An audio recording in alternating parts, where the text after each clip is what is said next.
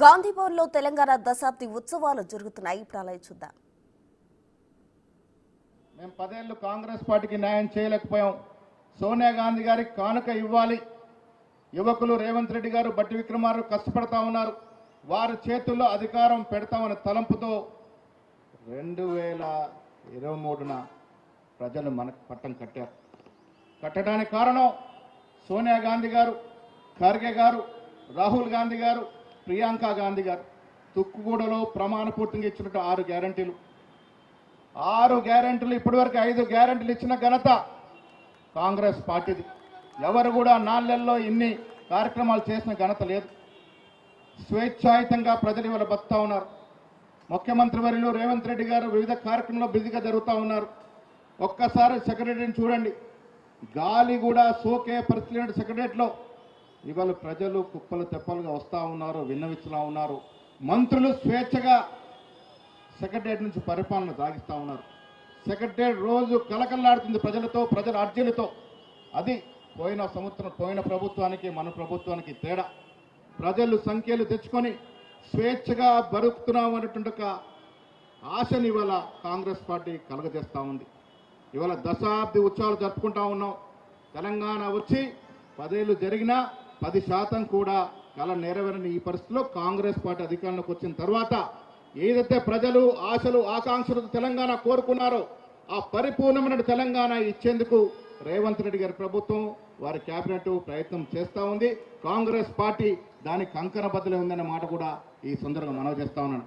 మిత్రులారా, మీ అందరూ విజ్ఞప్తి చేస్తా ఉన్నాను.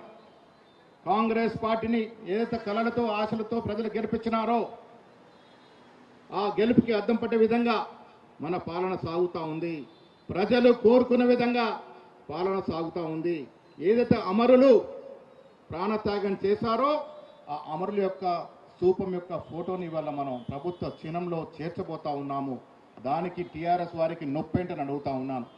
ఎవరి వల్ల అయితే తెలంగాణ వచ్చిందో వారిని మన చిహ్నంలో పెట్టుకొని చిరస్థాయిగా వారు స్మరించుకోవాలనే ఉద్దేశంతో ఆ చిహ్నంలోకి అమరుల స్థూపాన్ని తీసుకొచ్చే ప్రయత్నం రేవంత్ రెడ్డి గారి ప్రభుత్వం చేస్తూ ఉంది.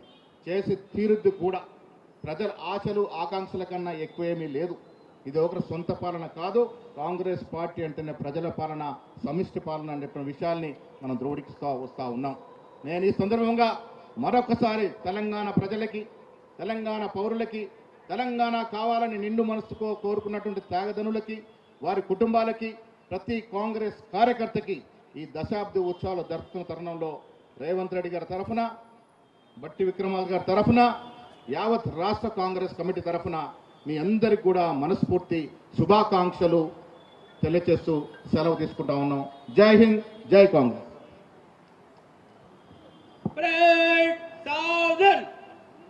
राष्ट्रगान शुरू करेंगे. जन गण मन अधिनायक जय हे भारत भाग्य विधाता. पंजाब सिंधु गुजरात मराठा द्राविड उत्कल गंगा विंध्य हिमाचल यमुना गंगा उच्छल जलधि तरंगा. तव शुभ नामे जाहे, तव शुभ आशीष मागे, गाहे तव जय गाथा. जन गण मंगलदायक जय हे भारत भाग्य विधाता. जय हे, जय हे, जय हे, जय जय जय जय हे. आजाद हिंद, कौमी नारा. वंदे मातरम. विश्व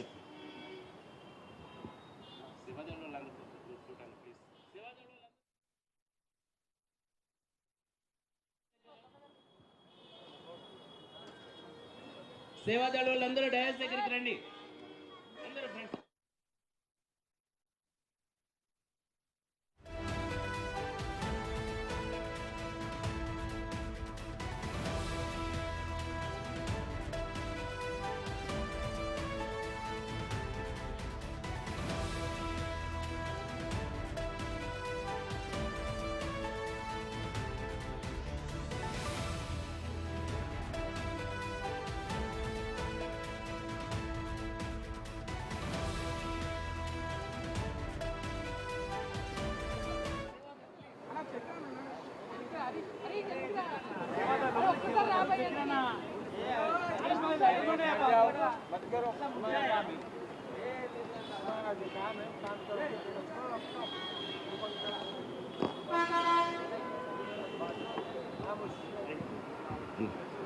సేవాదళ వాళ్ళందరూ అక్కడే ఉండండి, లైన్ అప్ కండి, ఇద్దరిద్దరుగా లైన్ తో ఇక గన్ పార్క్ వరకు వెళ్ళాలి, జెండాలు పట్టుకుని.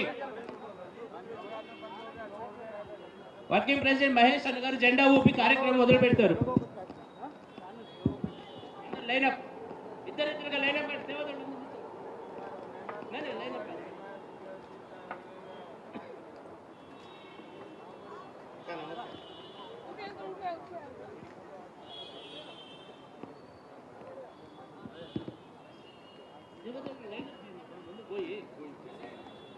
అందరూ లైన్ అప్ కండి, సేవాదళ వాళ్ళందరూ లైన్ అప్ కండి ప్లీజ్.